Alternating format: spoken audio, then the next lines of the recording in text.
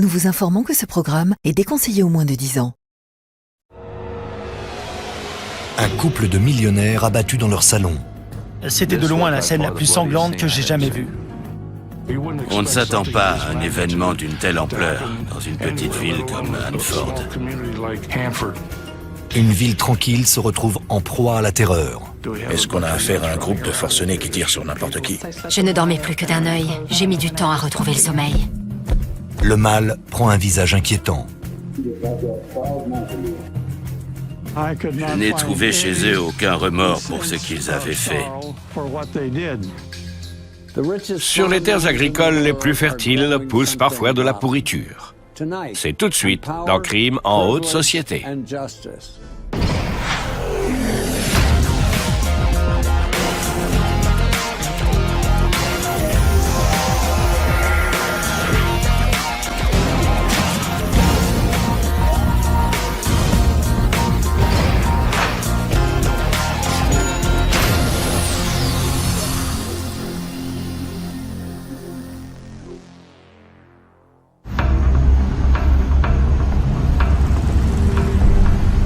Nous sommes dans la vallée de San Joaquin, en Californie, 5 jours avant Noël.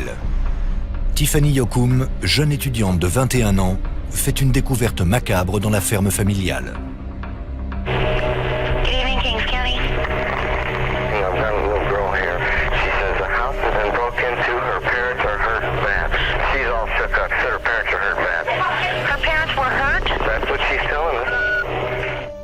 La police se précipite chez les Yoakum dans la communauté agricole de Hanford.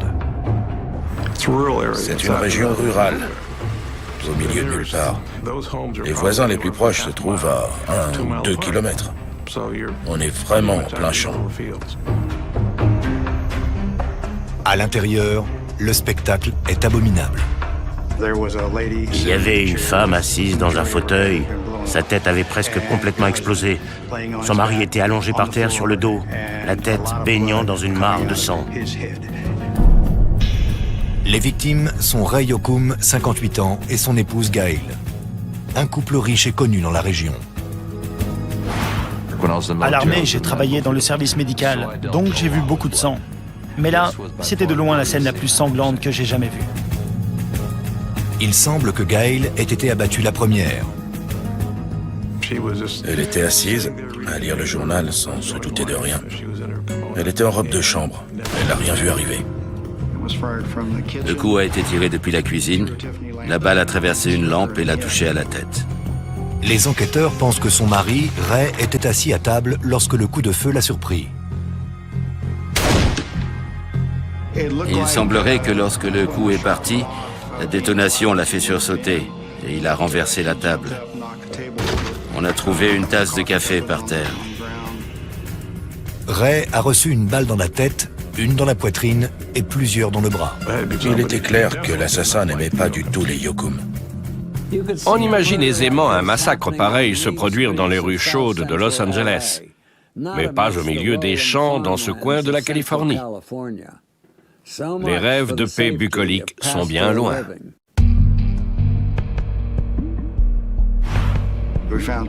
On a retrouvé 2 cartouches vides sous le bar et une dans le broyeur de l'évier, au-dessus des pluchures de carottes. Les blessures de Ray semblent avoir été causées par un fusil automatique de calibre 22, mais celles de Gail proviennent d'une arme de plus gros calibre. Cette arme avait vraiment fait de gros dégâts. Ça ne pouvait pas provenir d'un calibre 22. Pour les enquêteurs, 2 armes signifient 2 tueurs. Mais sans trace, l'enquête a du mal à démarrer. C'est d'autant plus frustrant qu'on a affaire à des meurtriers qui ont pris le temps de nettoyer la scène de crime après leur passage. Les seules empreintes retrouvées dans la maison sont celles des victimes, de leur fille Tiffany et de leur fils Kevin, 18 ans, qui vit à l'autre bout de la ville. Les seules empreintes que j'ai trouvées étaient celles de la famille. J'étais vraiment frustré de ne rien trouver d'autre dans une maison aussi grande. On ne savait pas dans quelle direction chercher. La maison ne comporte aucune trace d'effraction. Mais là encore, dans un endroit comme Hanford, les voisins se font une entière confiance et il n'est pas difficile d'entrer dans les maisons. Gail et Ray Yokum, comme beaucoup de gens à cette époque-là, surtout à la campagne, ne fermaient pas leurs portes à clé. Apparemment, le meurtre n'était pas la seule intention des criminels. On a retrouvé les tiroirs et les armoires ouverts, des papiers et des objets par terre. Apparemment, quelqu'un cherchait quelque chose dans cette maison. Ça aurait pu être un cambriolage qui avait mal tourné. J'avais déjà été appelé dans cette maison pour des cambriolages. Le vol concernait de petites choses. Des bijoux, des colliers, des bracelets, des montres, des bagues. Les enquêteurs interrogent les voisins. Mais les fermes sont très éloignées les unes des autres. Et personne n'a rien vu ni entendu. Toute la famille était sous le choc. On ne comprenait pas ce qui s'était passé. Tiffany explique à la police que lorsqu'elle a quitté la maison vers 19h, son père regardait la télé et sa mère tricotait. 3 heures plus tard, elle retrouvait ses parents assassinés. Tiffany n'avait aucune idée de qui avait pu faire une chose pareille. J'ai vu Tiffany le soir du drame. Elle ne parlait pas. Elle pleurait. Elle était abasourdie. Elle était en pleine détresse. Les enquêteurs doivent savoir si c'est à cause de leur fortune que les Yokum ont été pris pour cible.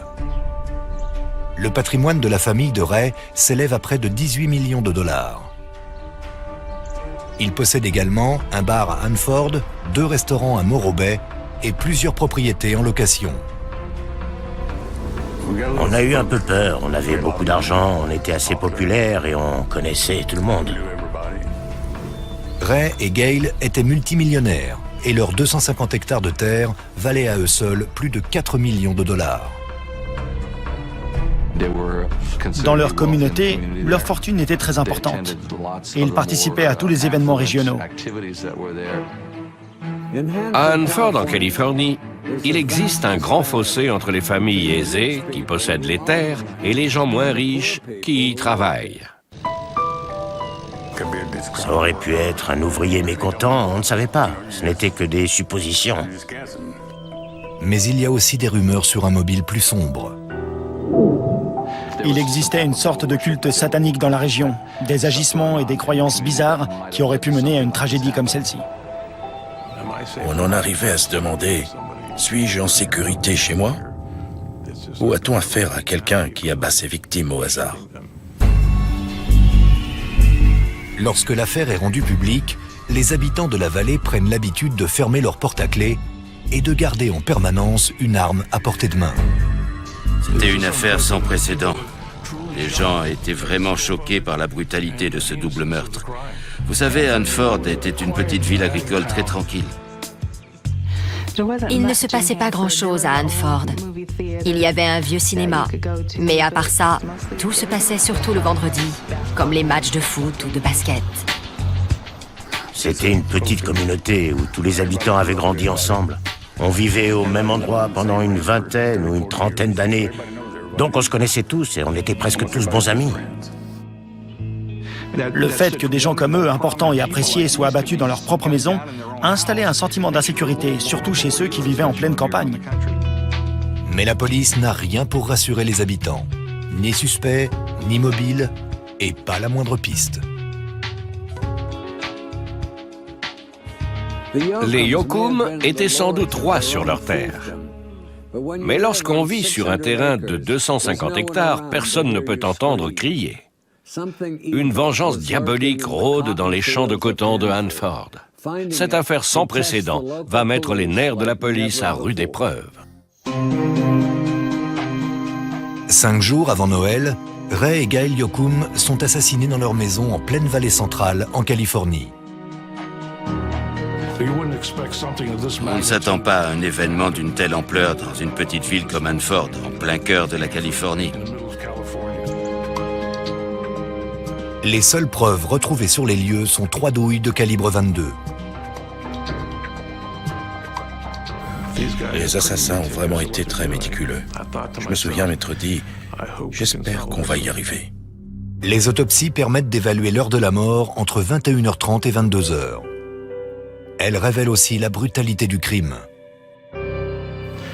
La personne qui a tué Ray a maintenu son arme sur sa tête et a pressé la détente plusieurs fois pour s'assurer qu'il soit vraiment mort. 48 heures après le double meurtre, les enquêteurs sont toujours à la recherche d'un début de piste. Et les membres de la famille Yokum se font discrets. On se disait que les meurtriers en avaient peut-être après notre famille. On ne savait pas ce qui se passait. La première chose qu'on ait faite, c'est d'engager du personnel pour la sécurité. On avait des gardes du corps, et mon beau-père aussi. Je devais présenter ma carte d'identité pour rentrer chez moi. On avait vraiment peur à ce moment-là.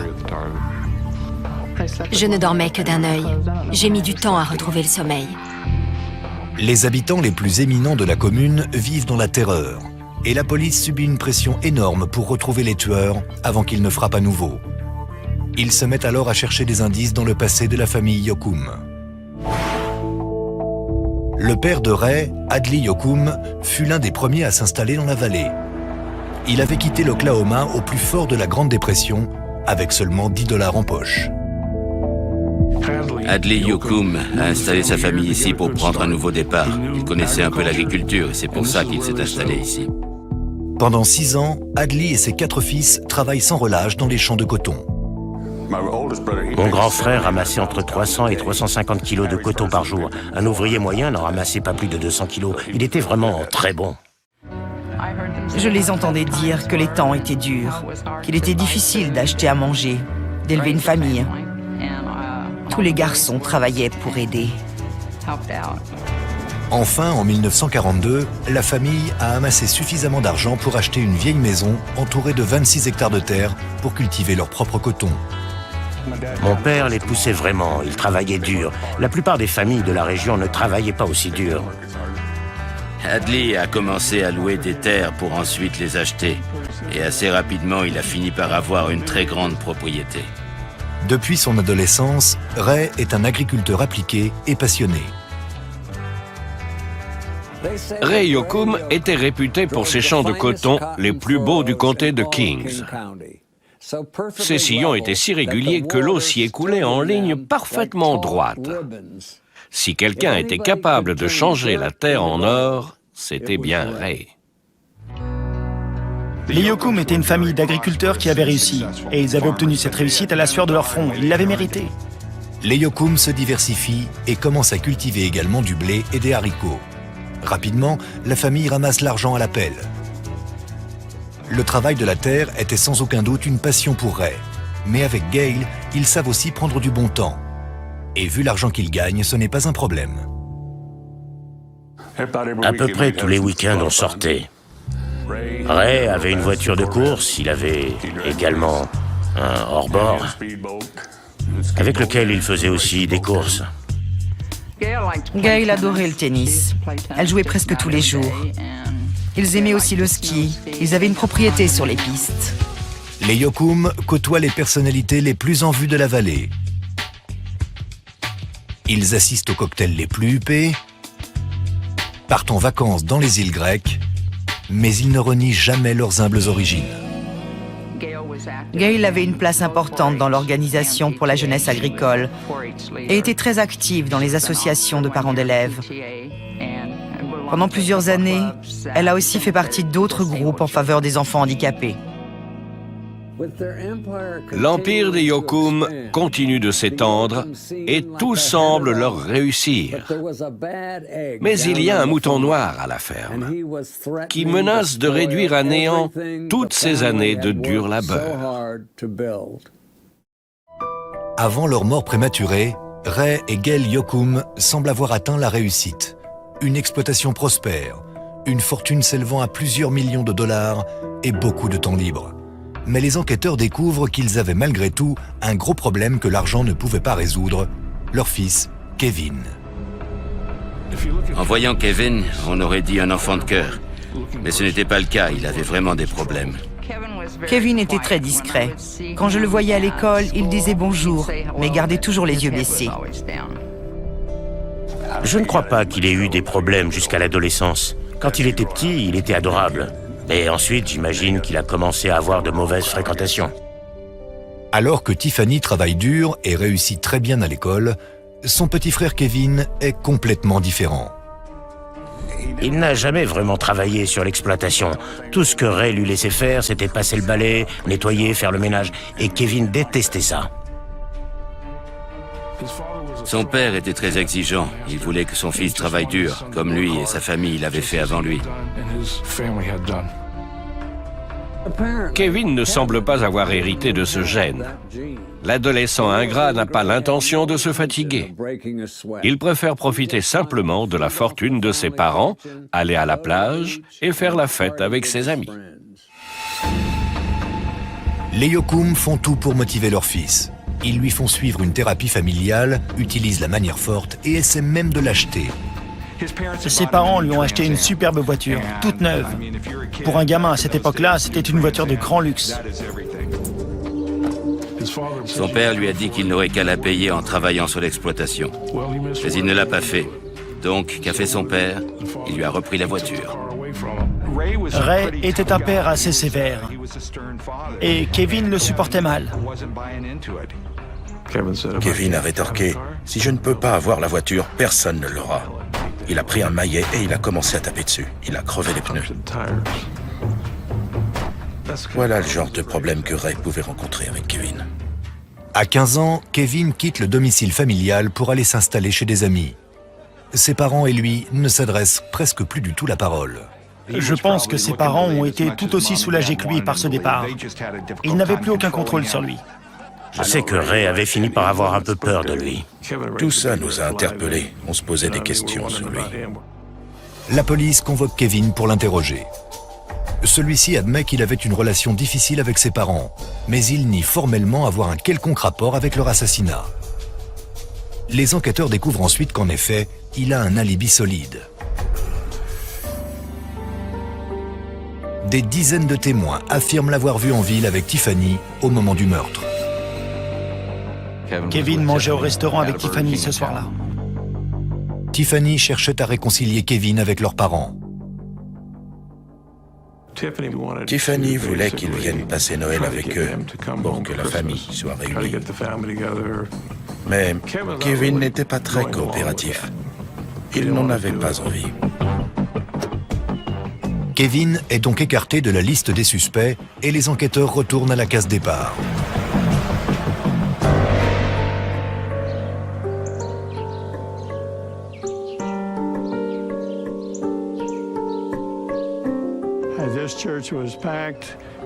L'église était pleine. Il y avait des voitures garées partout, à 500 mètres à la ronde. Tout le monde connaissait les Yocum et leur intégrité. Ils aimaient Ray et Gail. Ils sont venus leur rendre hommage ce jour-là.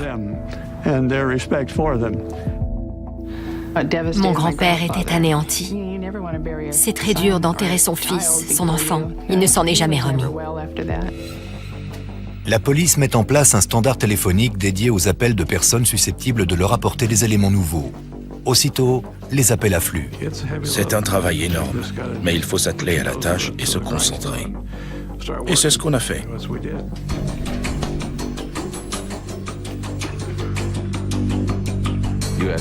Certaines personnes étaient persuadées qu'il s'agissait d'un crime lié à un culte ou d'un cambriolage. Mais personne n'avait rien pour corroborer ces hypothèses. Mais un appel anonyme attire l'attention des enquêteurs. Quelqu'un a appelé pour dire qu'il avait des informations sur le coupable. Il avait le nom des personnes impliquées. La personne conseille aux policiers de surveiller de près John Cox et Jamie Spanky, deux jeunes gens du coin.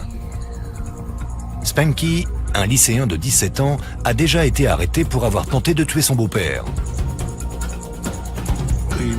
Il a sonné à la porte, son beau-père a ouvert et il lui a tiré dessus à 5 reprises. Le beau-père a survécu, Spanky a échappé à la prison parce que selon les autorités, il avait subi des violences. Le soir où les Yocum ont été assassinés, Jamie dit qu'il était avec sa petite amie et celle-ci confirme l'alibi à la police. On a donc demandé à Jamie et à sa petite amie de venir au poste de police pour vérifier leur alibi. Ils disaient avoir passé la soirée ensemble. On leur a demandé s'ils connaissaient John Cox et ils ont répondu que oui. Cox, lui aussi, a une réputation trouble. C'était un type un peu fou, qui avait un comportement étrange. Une fois, il avait dit à un de ses professeurs qu'il voulait devenir tueur à gages. Cox n'était absolument pas nerveux, tout comme Spanky. No, I check him. And there are some people talking. Talk is bull. Okay. How do you know the person's not saying that? It's not trying to save their own ass. Well, that's cross combined too, but I think that we've got some pretty accurate information. Again, you might not, because I didn't do it. I mean, I don't care what anybody says. I couldn't walk into somebody's house and shoot them. I mean, that's not me. Il avait une image de voyou. Si on n'était ni un grand sportif ni un bosseur, on passait pour un voyou. Il avait cette image. J'avais l'impression qu'ils en savaient plus que ce qu'ils nous disaient. Mais comment les faire parler? Les policiers fouillent la voiture de Spanky et ce qu'ils y trouvent a de quoi les étonner. Une douille de calibre 22. Les experts en balistique la comparent alors aux douilles trouvées sur la scène de crime. Une douille utilisée comporte des stries laissées par l'arme qui a servi à tirer. Et là, les stries correspondaient parfaitement. J'en ai immédiatement conclu que la balle avait été tirée par l'arme du crime. J'étais absolument ravi. Je me suis dit qu'on était sur la bonne piste. Spanky devait forcément savoir quelque chose puisque la douille avait été retrouvée dans sa voiture. Il devait avoir une explication. On pourrait croire que les jeunes gens de Hanford aiment boire des bières, traîner dans les villages et faire la cour aux jeunes filles, pas qu'ils assassinent d'honnêtes gens dans leur salon. Quelle charmante image de la vie à la campagne. Et l'affaire est sur le point de devenir encore plus troublante.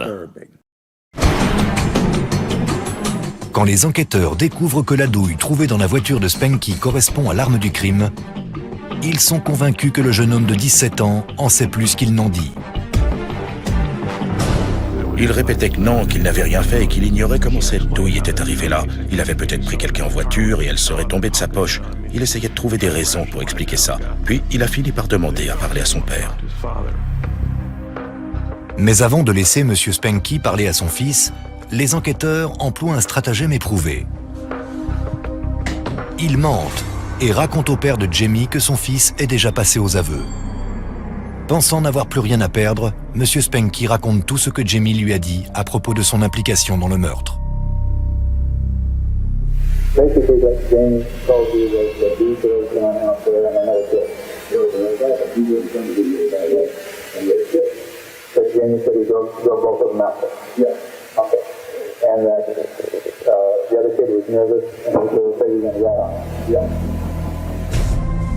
En ce qui concerne le mobile, le père de Spanky explique que Jamie écoutait du heavy metal depuis peu et il pense que le double meurtre devait faire partie d'un rituel satanique.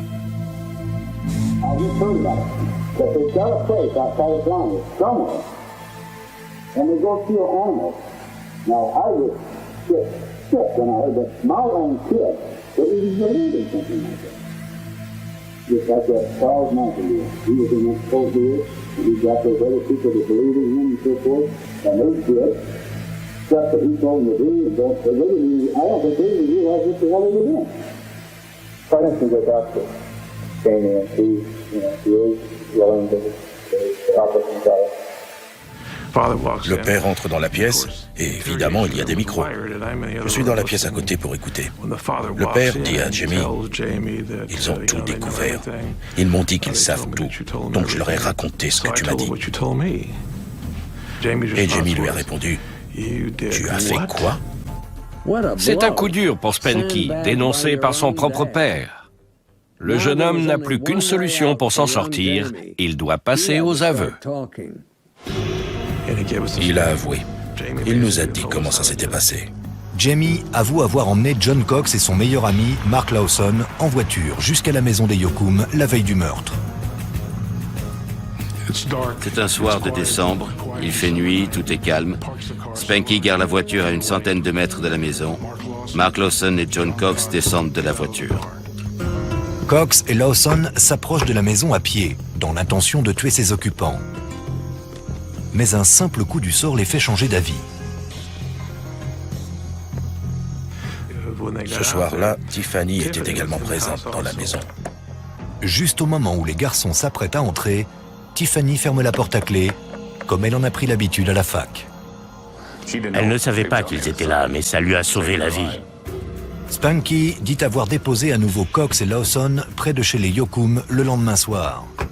Et pendant qu'il rentrait chez lui, ils ont mis leur projet à exécution. Ils ont descendu la rue jusque chez les Yokum, qui étaient chez eux, en train de vaquer à leurs occupations. Gray lisait le journal, Gale regardait la télé. C'est là qu'ils ont fait éruption et les ont abattus.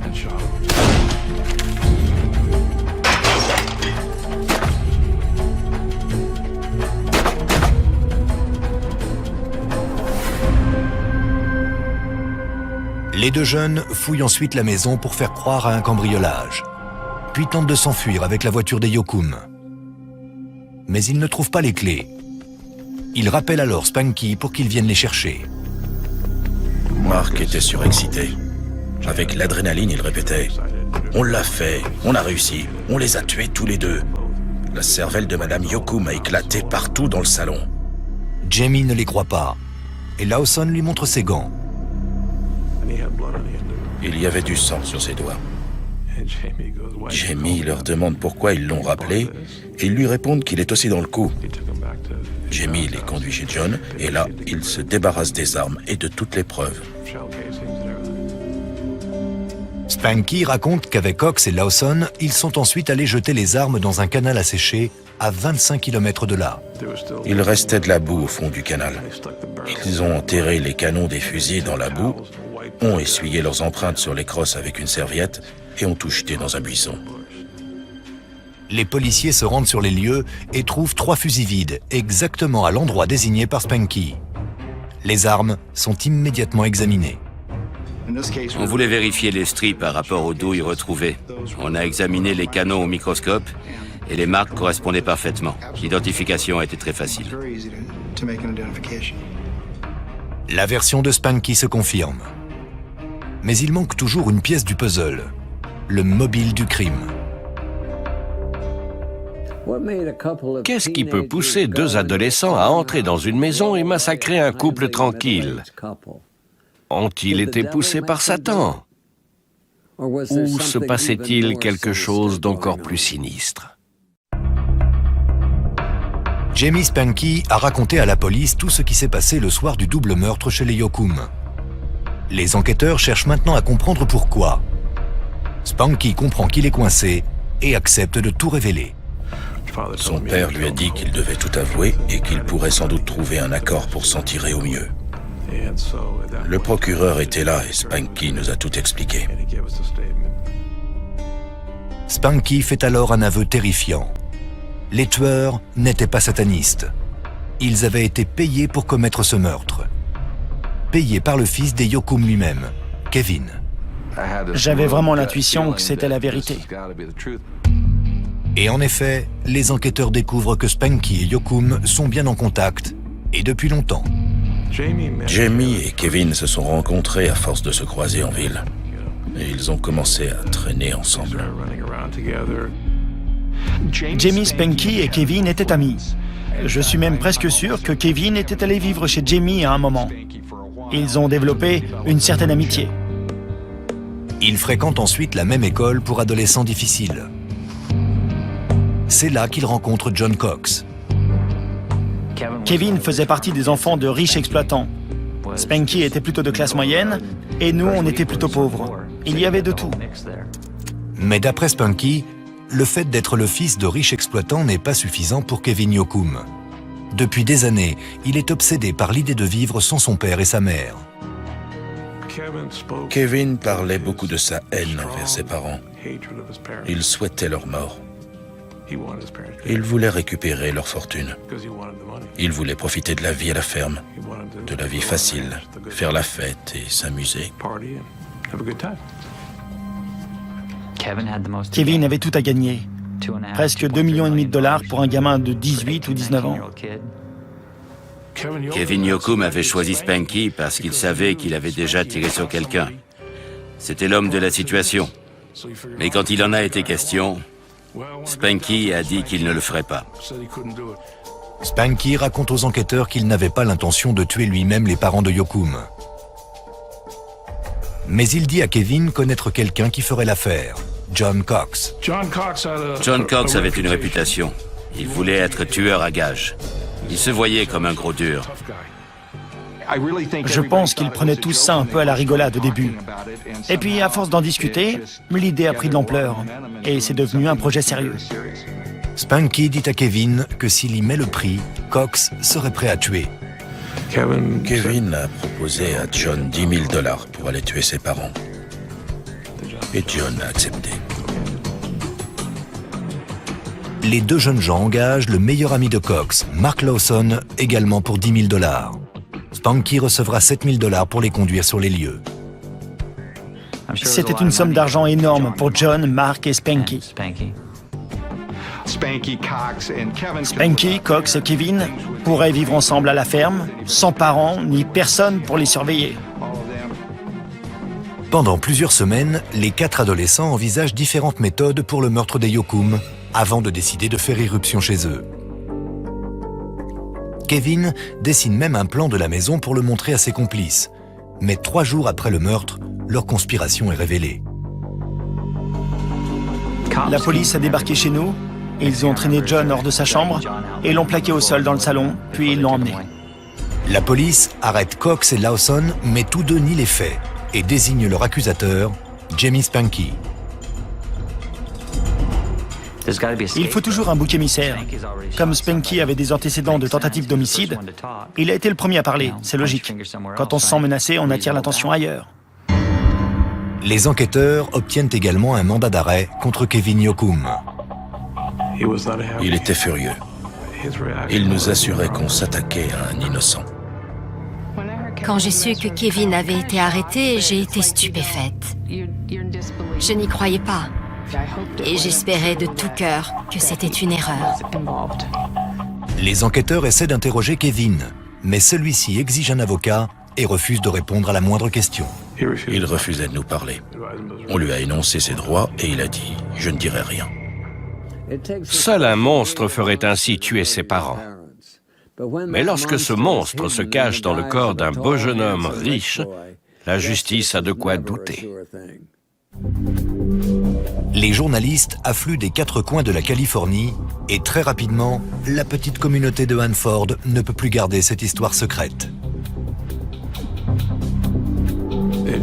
C'est devenu la folie. À un moment, un quotidien de Fresno a envoyé 5 journalistes qui posaient des questions à n'importe qui. Nous avons toujours été une famille plutôt discrète. Et là, soudain, nous étions jetés sous les feux des projecteurs. Hadley Yokum, âgé de 82 ans, annonce que sa famille soutient Kevin à 100%. Tiffany, elle, est outrée et reste fermement du côté de son frère. Sa première réaction a été le choc.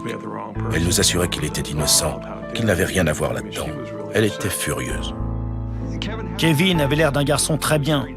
Il savait être aimable et sociable en général. Beaucoup de gens ne pouvaient pas l'imaginer faire une chose pareille. De tout ce qu'on avait vu, ou surtout entendu, il devait avoir une bonne raison pour l'arrêter. Mais évidemment, on espérait de tout cœur qu'il soit innocent. Quand j'ai appris que Kevin avait été arrêté, ça a été un choc. J'avais entendu des rumeurs, mais j'espérais que ce n'était rien de plus. Mais lorsque Guy Hardin, le pasteur, rend visite en prison à Kevin Yokum et John Cox, l'image des suspects lui semble bien plus menaçante. Ils semblaient n'éprouver aucun remords pour ce qu'ils avaient fait. Ni Kevin, ni le jeune qui avait tiré. Afin de prouver que Kevin a agi pour toucher l'héritage de ses parents, les enquêteurs se procurent le testament des Yokum et l'examinent pour y trouver d'éventuelles empreintes récentes. J'ai découvert des empreintes digitales partielles, mais la seule empreinte exploitable se trouvait au dos de la 8e page, où figurait la liste de ce qui reviendrait aux enfants dans le cas du décès de Monsieur et Madame Yokum. L'empreinte est identifiée et c'est effectivement celle de Kevin Yokum. Cela signifiait que Kevin avait lu le document. Il savait ce qu'il contenait et il savait de quoi il hériterait. Kevin a donc la confirmation que ses parents ne l'avaient pas déshérité et il peut mettre son terrible plan à exécution. 3 mois après le double meurtre, le procureur commence à préparer le procès. Dans une petite ville comme Hanford, dans laquelle l'événement le plus marquant en 10 ans avait été un grand concert de country, le procès Yoakum promet d'être l'événement à ne pas manquer. Un mois après l'assassinat de Ray et Gail Yoakum dans leur salon, Jamie Spanky, qui a servi de chauffeur au meurtrier et a tout avoué, plaide coupable à l'accusation de meurtre au second degré. Il est envoyé dans un centre de détention pour jeunes jusqu'à l'âge de 25 ans. John Cox a commis les meurtres le jour de ses 18 ans. S'ils étaient passés à l'acte la première fois la veille, il aurait été jugé en tant que mineur. Cox, Lawson et Yoakum sont tous jugés en tant qu'adultes pour meurtre et complicité de meurtre. Et pourtant, ils ne montrent toujours pas le moindre signe de remords. En entrant dans la salle, ils rigolaient. Ils avaient l'air de passer un bon moment. Ils faisaient les pitres comme si c'était juste un canular. 2 personnes sont mortes et eux, ça les faisait rire. Les accusés sont jugés séparément. Cox le premier. La défense de John Cox reposait sur le fait de discréditer les aveux de Jamie Spanky. Spanky avait des antécédents, il avait tiré sur son beau-père. Ils ont donc déclaré que c'est Spanky qui avait tiré et non pas John Cox. Mais les aveux spontanés de Spanky ont tendance à mettre en doute cette théorie et la faute revient aux accusés. Le procès de John Cox était intéressant, dans le sens où il s'agissait d'un gosse de 18 ans accusé d'un crime atroce qui ne laissait paraître aucune émotion. Même quand Jamie Spanky a témoigné contre lui. Cox est jugé coupable pour tous les chefs d'accusation et condamné à la prison à vie.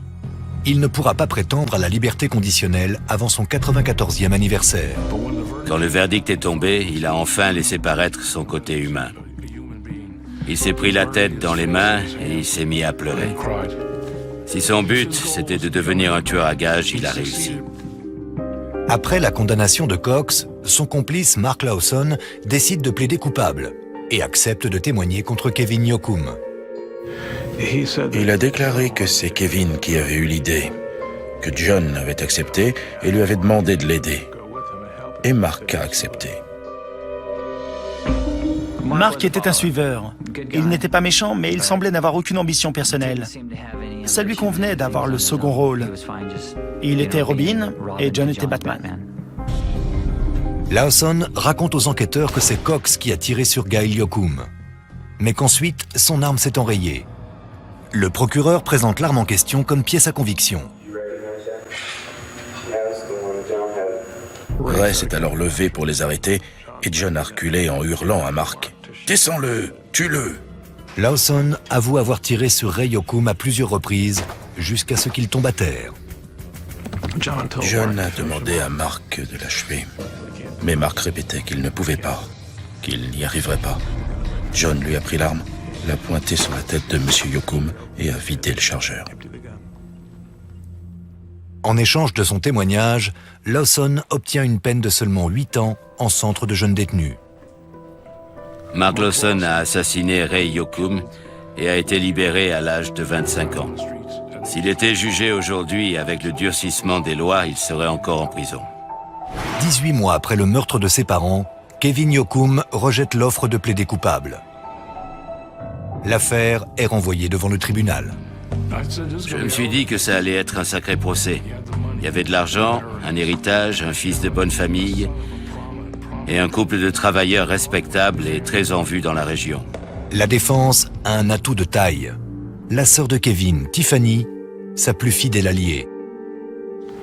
Elle a témoigné en disant qu'elle était convaincue que Kevin n'était pas impliqué dans le meurtre de ses parents. Tout dans son attitude et dans son témoignage indiquait qu'elle soutenait Kevin. Kevin surprend le tribunal en montant lui-même à la barre pour assurer sa défense. Il prétend que ses 3 amis ont agi entièrement seuls.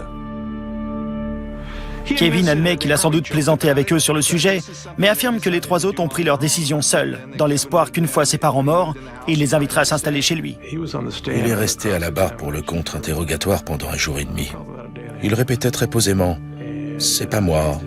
Non. » Il a nié tout le long. Étiez-vous impliqué?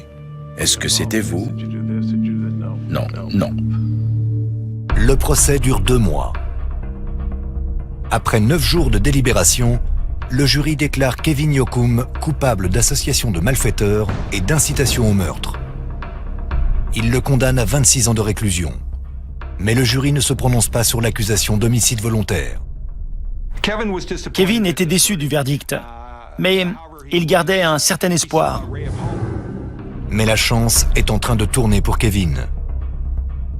Tiffany a lu dans le journal qu'il avait aussi envisagé de la tuer. À présent, elle accepte de travailler avec la police. 4 mois plus tard, Kevin va en appel. Il est à nouveau jugé pour meurtre. Mais cette fois, c'est sa sœur qui tient le devant de la scène. Le moment le plus fort du procès est le témoignage de Tiffany. Elle, qui a été le meilleur soutien de Kevin, renonce finalement à son rôle de grande sœur. Après la découverte du corps de leurs parents, Tiffany a serré son frère dans ses bras et Kevin s'est mis à pleurer. Au procès, on lui a demandé si elle pensait qu'il avait joué la comédie. Et elle a répondu « Sur le moment, non. Mais maintenant, oui. Je crois qu'il jouait la comédie. » La révélation de Tiffany change tout. Cette fois, le jury déclare Kevin coupable d'homicide volontaire avec préméditation. Kevin était anéanti quand le verdict est tombé. Il était convaincu qu'il arriverait à faire tomber l'accusation. Il n'en revenait pas que le jury voit l'affaire sous un autre angle que lui. Kevin Yoakum est condamné à la réclusion à perpétuité, sans possibilité de liberté conditionnelle. Il voulait l'argent, sans avoir à obéir à ses parents. Il voulait juste récupérer l'argent et mener la belle vie. Il n'avait plus envie de les avoir sur le dos. Si tout cela n'était pas arrivé, Ray l'aurait sans doute pris comme associé.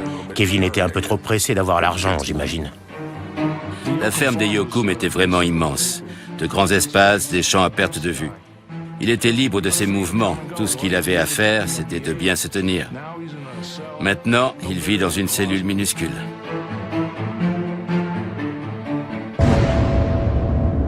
Qu'il grandisse dans un bel appartement ou dans une ferme, un enfant gâté reste un enfant gâté. Pour Kevin, une vie passée en prison lui servira sans aucun doute de leçon.